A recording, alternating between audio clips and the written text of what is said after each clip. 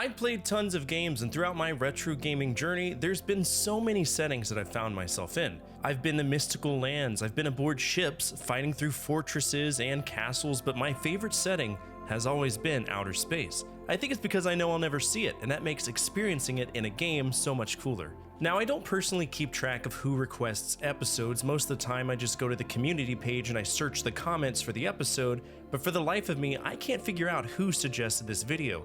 But I do know that it's been quite a long time, so whoever requested this, thank you. Today's episode is going to talk about my top 10 games based in outer space or on foreign planets.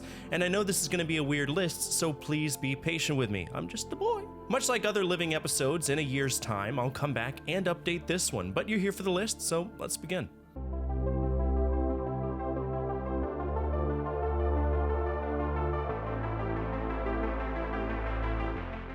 Oh, yeah, a text adventure. You know, so many people shit on text adventures, but I challenge you to understand one specific aspect of text adventures. These folks who created these games had the responsibility of creating worlds simply with words. There would be absolutely zero images in these games, so to me, from a design standpoint, this is a massive accomplishment. Now, Stationfall was a game I checked out during my Infocom conquest from our good friend and community member Moo, and I actually enjoyed it. Zork was a huge part of my childhood because my computer was so dogshit, text adventures really were the only games that worked. Now, Stationfall is the sequel to another game, Planetfall, which is on this list, but we'll get there in a second. We play as an unnamed protagonist whose job is to explore an abandoned space station with the intention of recovering any valuable cargo. But as time goes on, we discover things went really bad there, really quickly.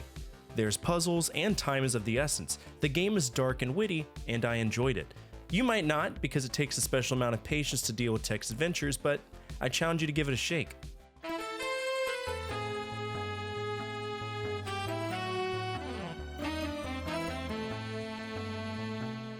I feel that in the overall landscape of point and clicks of the era, Access Studios' Tex Murphy line kind of flew under the radar. That isn't to say it wasn't successful, it was, but Sierra and LucasArts were dominating the game industry at that point in time, period.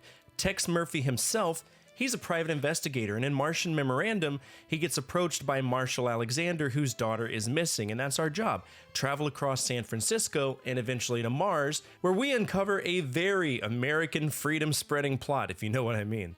I don't want to get too far into the game because it is plot heavy, but this one was a major upgrade to the first. Gone were the days of text parsers, and in front of us was the era of the multiple action selections, which to me is the bread and butter of the era.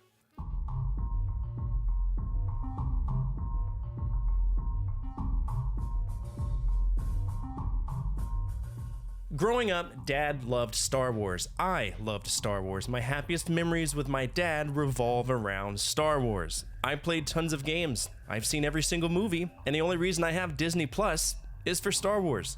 As a kid, the IP led to many gaming memories, an unfathomable amount of games that date all the way back to the old arcade era. And from the 2600 onwards, every generation of gaming had a Star Wars game. But one in particular that struck my fancy was KOTOR, or Knights of the Old Republic.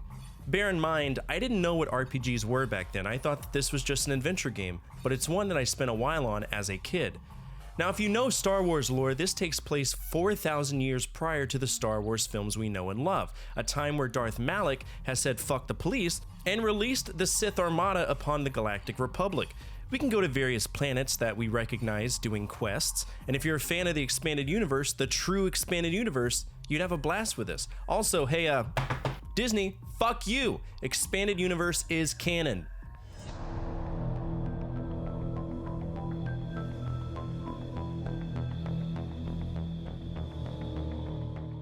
I loved Mass Effect, mostly because, as I've mentioned countless times, I love outer space, and to me, Mass Effect put me in that role I wanted to be in for so long, traveling the cosmos, meeting new species, and of course, with it being a BioWare game, we had that extra dynamic of speaking to people the way that we would want to. No more canned conversations. There were implications and effects to how we spoke to people. If we wanted to be assertive, we could. The same could be said if we wanted to be kind. But Mass Effect was a very rigid game in terms of what we needed to do. It was a run-of-the-mill, drop into the planet, do the quest kind of thing, right? Mass Effect 2? Totally different beast. In addition to what we needed to do in the first game, our relationships with the characters actually mattered, because if we ignored them, we could lose them forever, either by death during the suicide mission, or just by not having the faith in them that we needed. It reminded me of Dragon Age Origins, where we could be betrayed by Zevran if we didn't build a relationship with him. Also, we needed to prepare our vessel. The ending alone was a non-stop pucker fest of, damn, I'm glad I did that. You remember in Billy Madison where he says, man, I'm glad I called that guy, when Eric whips out a gun when asked about business ethics? That was me. I was Billy Madison. To me, Mass Effect 2 is the best in the trilogy, and while the ending of 3 was subpar, the whole trilogy is solid.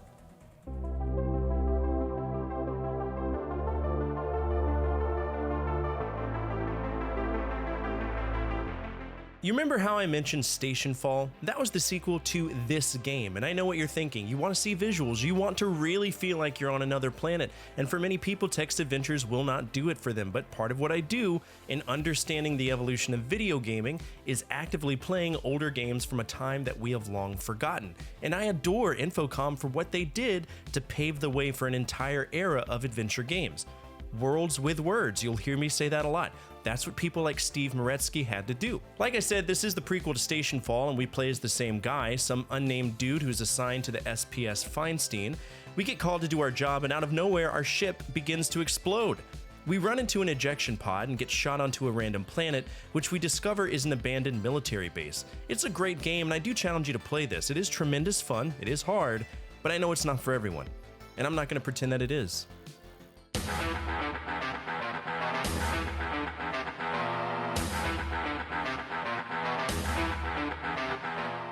We can't mention outer space and foreign places without talking about motherfucking Doom. This game pops up on my lists a lot because it's a pioneer of the industry, it's a culturally relevant game, and to date, it's the one FPS that's always been there to satiate that non-stop brutality that in my opinion isn't really as prevalent as it could be. For many people, this was the start of their FPS journey, and even for me, in comparison to most FPSs I've played, this is the best. But the way that the game works, we're stationed on Mars because we bodied a superior officer who wanted us to kill innocent people, and in that assignment, we're exposed to some of the most in-your-face, gritty, demonic bullshit the 90s could have popped out. And guess what? We ate it up. Now, Doom itself, it only has 3 episodes, Knee Deep in the Dead, The Shores of Hell, and Inferno. But if you were to snag the Ultimate Doom, you'll have access to the hardest bullshit episode ever, Thy Flesh Consumed, which is important because it places us back on Earth after the events of Inferno, and in some way is the segue into Doom 2, Hell on Earth. Absolutely a wonderful game, and I love going back and playing WADs and mods for it.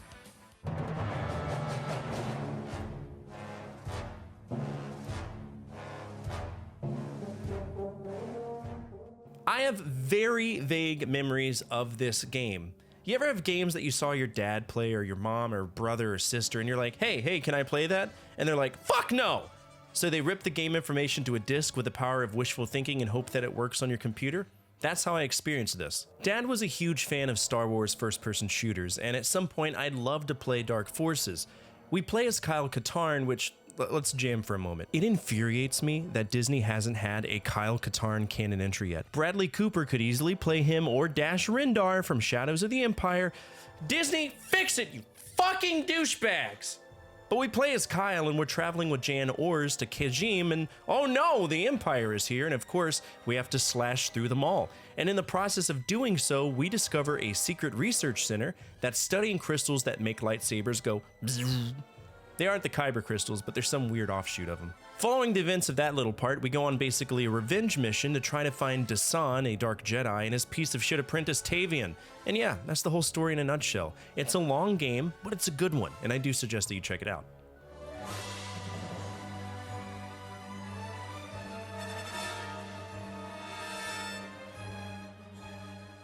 Lots of Star Wars here, huh? Well, to be honest, those were the only T-rated games I could play. In particular, I owned Jedi Power Battles on the PS1, which was the equivalent of trying to fill a pool with an eyedropper in terms of gameplay. Other quality titles were Star Wars Bounty Hunter or Star Wars Episode 3, but there was one sub-series that blew my mind as a kid, Star Wars Battlefront. Wait a minute. What the fuck is this shit? It's disgusting. Get out of here. Hold on. There we go. That's Battlefront. That's the game I remember. That's the good one. This game was epic because at the time, I couldn't name another game that placed me dead center of the action that I saw in the movies. I mean, I had flown a spacecraft before, Rogue Squadron and Hoth was a part of that, but in this game, I was controlling units from Star Wars 1 through 2 and 4 through 6. Star Wars Episode 3 hadn't come out yet. So often I'd seen these units and now I was controlling them, and to me, that was massive. Plus, the Galactic Conquest mode was fun as hell too, even as a single player experience. This is a must-have PS2 game. Period!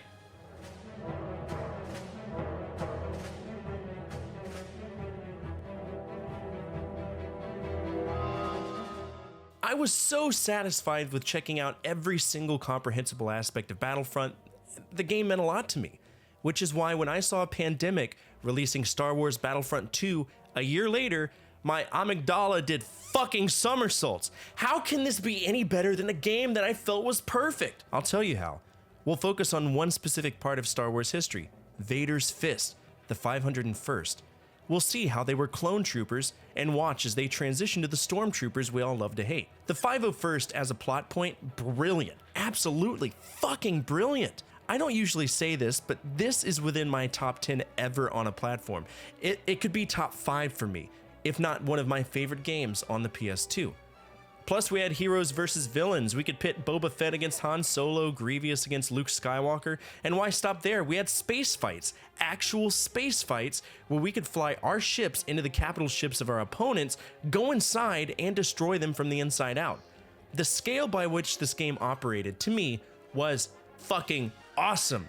And with all that awesome content, Pandemic was primed and ready to release Battlefront 3, and then EA fucking killed them. One of my least favorite memories, among many, of working at Electronic Arts was that they found it funny to keep trophies of companies that they had killed.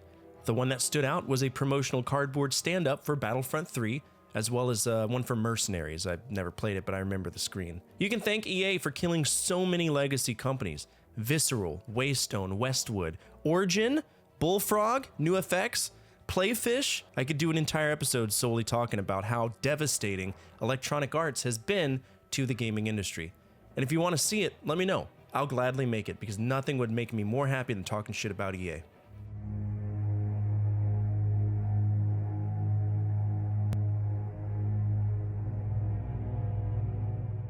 I hate real-time strategy games. I'm always weary to play them because even though other genres can be hit or miss, RTSs in particular, they're a mixed bag. And it all boils down to mechanics, mechanics, mechanics. Capital M, mechanics.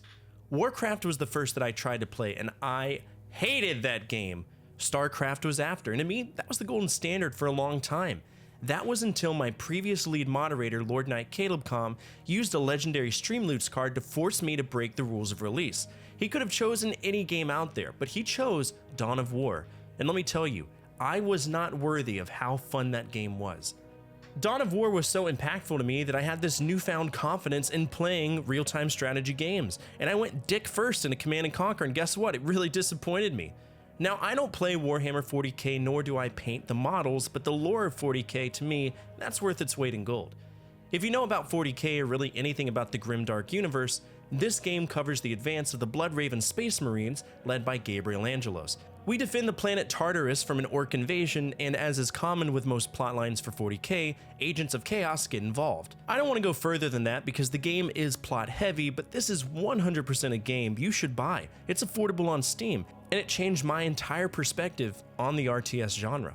And that's it for today's episode. What did you think of this list? Are there any space-themed games out there that you consider the best? Feel free to let us know down in the comments section below. Who knows, maybe you'll create a positive memory for someone else in the community. Speaking of our community, if you made it to the end of this episode, you're already home with us. We're a gathering of video game enthusiasts that love remembering a time when life was just a little bit easier to live. And if you align with that, feel free to join us. Finally, the single most important thing you could do for me is to hit that thumbs up button, as it directly impacts the visibility of the videos and the projects that I work on every single day. As always, from my family to your family, good energy, good vibes, Fortefyre out.